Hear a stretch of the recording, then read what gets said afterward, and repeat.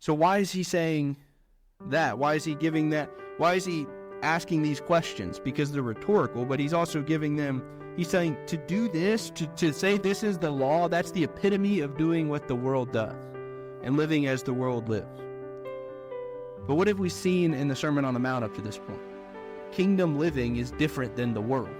To live in the kingdom of heaven is different than living in the world. It calls us to be perfect, as Jesus says in verse 48, as our Father is perfect. Are you perfect?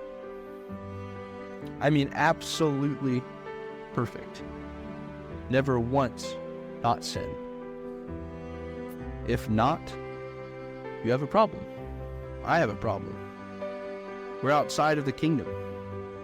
We need a righteousness that exceeds, as Jesus says in verse 20, that of the scribes and the Pharisees. We need to be holy as God is holy.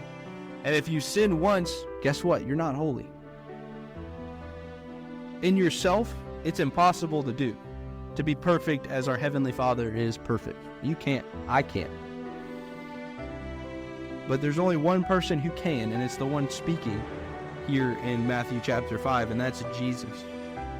And if you remember last week in Matthew chapter 5, verse 17, he says, I have come to fulfill the law, not to abolish it. He says, I've come to do this all on your behalf. I came to do this all for you because you can't. And he obeyed perfectly in your place, in my place. And he did that so that while we were sinners, he died for us, so that through faith in him, he would give us his perfect righteousness, so that we would be made right with God through faith.